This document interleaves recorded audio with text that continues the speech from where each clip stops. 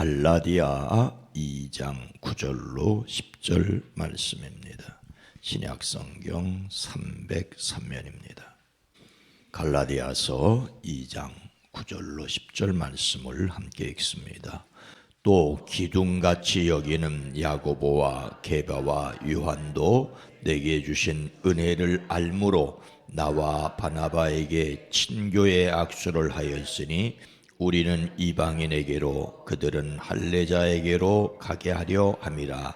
다만 우리에게 가난한 자들을 기억하도록 부탁하였으니 이것은 나도 본래부터 힘써 행하여 왔노라. 아멘. 오늘도 그리스도 예수 안에서 승리하시기를 주의 이름으로 축복합니다. 다크투어리즘이란 말이 있습니다. 글자 그대로 하면 어두운 곳을 여행하는 것인데 재해, 전쟁 등 비극적 사건 현장을 체험하는 여행입니다. 유적지와 기념관으로부터 전쟁터, 감옥, 재난 지역에 이르기까지 다양합니다.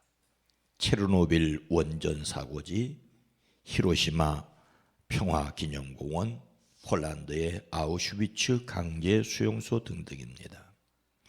우리나라에서 가장 대표적인 다크투어 코스는 일제가 국권을 침탈한 현장을 둘러볼 수 있게 조성한 국치길입니다. 국치길. 남산의 조선 신궁터에서부터 통강 관저까지 1.7km 구간으로 국치길임을 알리는 기역자 모양의 안내 표지가 있습니다. 나라의 수치를 기억하고 다시는 그런 일을 당하지 말자는 결심하는 곳이죠. 1996년 영국 글래스코 카렌도니언 대학의 존 레넌과 말콤 회리 교수가 제청한 이 다크투어리즘은 오락 여행이 아닌 비극적 경험을 관찰함으로써 어두운 역사를 반성하고 성찰하는 수단으로 여겨졌습니다. 따라서 이런 곳에서는 그곳에서 있었던 비극을 아파하고 가슴에 담고 있는 사람들을 기억하는 마음을 가져야 하지요. 최근 러시아 침공으로 전쟁이 한창인 우크라이나에 이 다크투어리즘의 새로운 핫스폿으로 떠올랐다고 합니다. 수도 키이우를 비롯해 부차, 이르핀 등 러시아가 민간인을 학살한 현장을 둘러보는 여행 상품이 유럽과 미국 관광객들 사이에 인기를 끌고 있다고 합니다. 이른바 전쟁이 관광 상품이 되었습니다. 전쟁의 스릴을 더 강하게 실감하려는 관광객들을 위해 우크라이나 남부 투어 상품은 3,300유로, 우리나라 돈으로 약 483만 원에 팔리고 있다고 합니다. 일부 현지 여행사들은 수익금 일부를 우크라이나군에 기부한다고 주장을 하지만 전쟁 희생의 아픔을 또 다른 형태로 상품화한 것은 아닌지 씁쓸하다는 평가가 있습니다. 성경은 즐거워하는 자들과 함께 즐거워하고 우는 자들과 함께 울라고 하십니다. 진심으로 기뻐하는 사람들의 기쁨을 함께 하고 아파하는 사람들의 아픔을 함께 하는 것이 공감이라고 할 수가 있습니다. 사람에게는 모름지기 공감의 능력이 있어야 하는데 오늘날 세상은 공감하는 능력을 점점 잃어가는 것처럼 보여서 안타깝습니다. 오늘 말씀에서 예루살렘 교회 지도자들이 이방인의 사도로 나가는 바울에게 부탁한 것은 무엇이었습니까? 10절 전반절입니다. 다만 우리에게 가난한 자들을 기억하도록 부탁하였으니. 사도행전에 기록된 바울의 예루살렘 방문은 모두 5차례입니다. 회심 후에 첫 번째 방문은 그가 회심한 후 3년 후인 35년으로 베드로를 만나기 위한 것이었습니다. 두 번째 방문은 안디옥 교회에 구제금을 전달하기 위하여 46년에 방문한 것이었고, 세 번째 방문은 1차 전도 여행 후에 바나바와 함께 예루살렘 공회에 참석한 49년입니다. 네 번째 방문은 2차 전도 여행 후에, 그리고 마지막 다섯 번째는 3차 전도 여행 후에 로마로 떠나기까지 머문 것이었습니다. 오늘 말씀의 배경은 바울의 세 번째 방문 때입니다. 그래서 첫 번째 방문으로부터 14년이 지나 다시 예루살렘에 올라갔던 것이지요.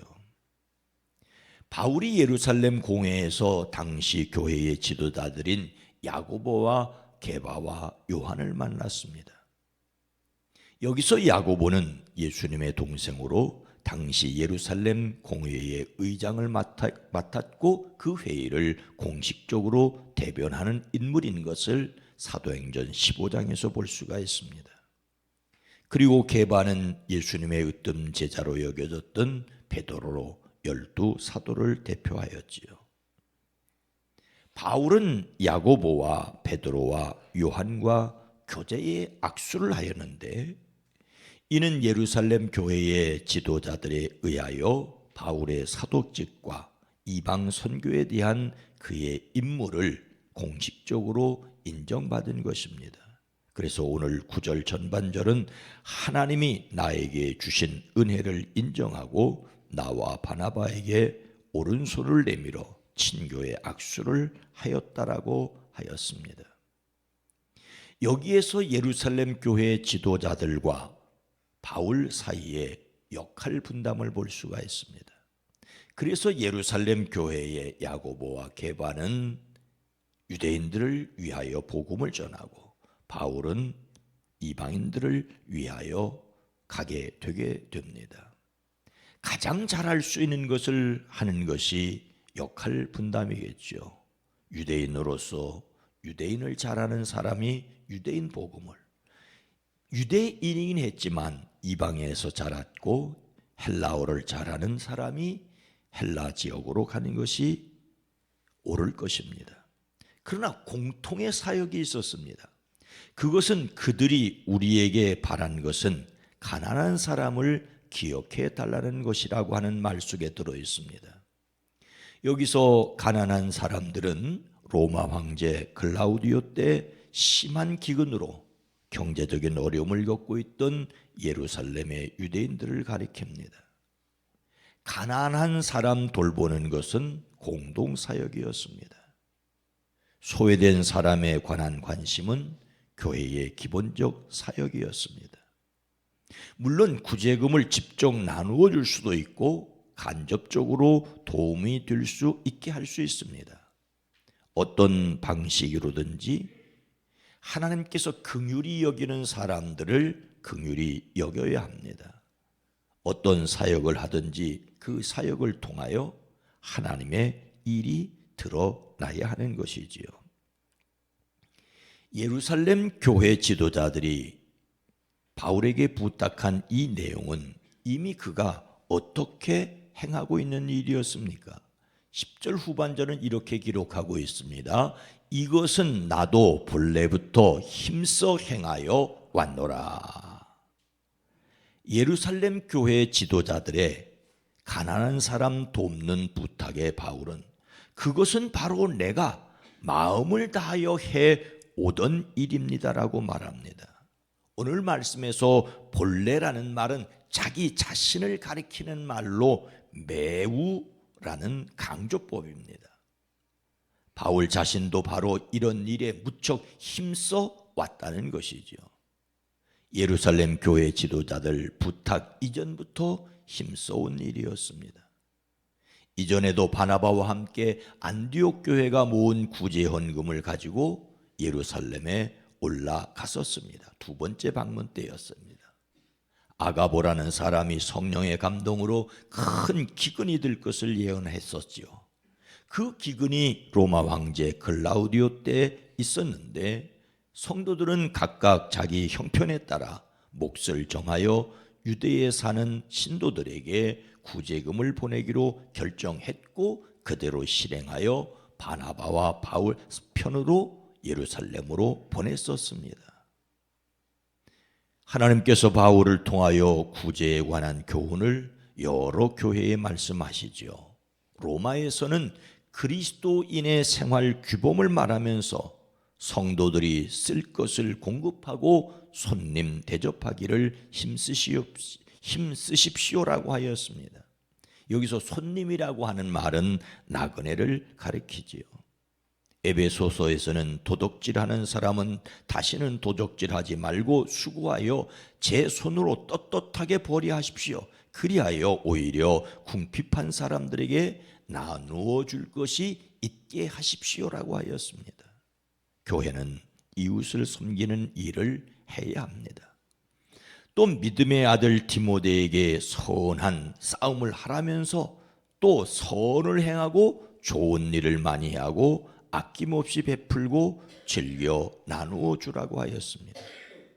무엇보다도 예수님께서는 너희 소유를 팔아 구제하여 낡아지지 아니하는 배낭을 만들라. 곧 하늘에 둔 바 다함이 없는 보물이니 거기는 도둑도 가까이 하는 일이 없고 좀도 먹는 일이 없느니라고 하십니다. 사랑의 표현으로 일반적인 것이 구제입니다. 교회가 소외된 이웃의 친구가 되는 것은 반드시 계속해야 할 일입니다. 오늘 말씀을 마음에 새기고 우리 자신이 교회가 가난한 사람을 기억하여 실천해야 할 것은 무엇이겠습니까? 사랑의 실천이라는 점에서 구제는 교회가 해야 할 본질적인 사명입니다. 하지만 어떻게 해야 할지는 고민해야 합니다. 예수님께서는 너는 구제할 때에 오른손이 하는 것을 왼손이 모르게 하여 내 구제함을 은밀하게 하라. 은밀한 중에 보시는 너의 아버지께서 갚으시리라고 하십니다. 그런가 하면 또 이같이 너희 빛이 사람 앞에 비치게 하여 그들로 너희 착한 행실을 보고 하늘에 계신 너희 아버지께 영광을 돌리게 하라고도 말씀하십니다. 사람들이 보지 못하게 하고 하나님만이 보시게 은밀하게 해야 할지, 사람들로 보게 하여 하나님께 영광을 돌리게 해야 할지 선택의 문제가 아니라는 것입니다. 둘 가운데 어떻게 해야 할지가 아닙니다. 어떤 경우이든지 하나님이 영광을 받으시게 해야 합니다. 사람이 드러나는 일이 될 때라면 은밀하게 해야 하지요. 하나님이 드러나는 일이라면 보고 하나님께 영광을 돌리게 해야 하는데 그것을 판단하는 것은 성령의 능력에 순간마다 의지하지 않으면 안 됩니다. 사람이 영광 받으려는 일을 조심해야 합니다. 그러면 아예 하지 않으면 될 것 아니냐? 아닙니다. 구제는 반드시 해야 하되 하나님이 영광을 받으시게 해야 합니다. 그리고 그 방법도 그리스도인이 자신의 삶에서 사랑을 실천해야 하는 것입니다. 교회는 큰 그림을 그려야 한다고 저는 생각합니다. 우리 교회가 이 지역에서 어떻게 사람들이 하나님을 볼 수 있게 해야 할지, 그들이 어떻게 하나님께 영광을 돌리게 해야 할지를 고민해야 합니다. 하나님께 영광 돌리기 위하여 다양한 방법으로 선을 행할 수 있는 그리스도인들과 교회가 될 수 있기를 소망하고 축복합니다. 거룩하신 하나님, 자비로우신 주님, 예루살렘 교회 지도자들이 바울에게 부탁했던 것은 가난한 자를 기억하는 것이었고, 바울은 이미 그것을 오래전부터 계속했고 그 이후에도 계속한 것을 사도행전을 통하여 볼 수 있습니다. 하지만 인간이, 심지어 교회가 드러나는 것조차도 조심스러운 세상이고, 그러나 하나님이 영광을 받으셔야 할 일임을 기억하게 하옵소서. 오늘 이 시대 속에서 어떻게 우리로 하나님의 영광을 드러낼지 고민하고, 그리고 끊임없이 실천해 갈 수 있는 지혜가, 용기가 우리 모두에게 있어지게 하옵소서. 이 땅을 긍휼히 여겨 주시옵소서. 이 땅을 불쌍히 여겨 주시옵소서. 오늘 하루도 사랑하는 성도들의 가정과 일터를 지키시옵소서. 속회로 모이는 곳마다 복되게 하시고, 금요 저녁 기도회로 모일 때 은혜롭게 하옵소서. 예수님의 이름으로 간절히 기도드리옵나이다. 아멘. 오늘 말씀을 생각하며 삶에서 그리스도인으로 살게 하옵소서. 우리 교회가 이 시대와 지역의 교회가 되게 하옵소서. 또 세상이 다른 사람들과 공감할 수 있기를 위해 기도합니다.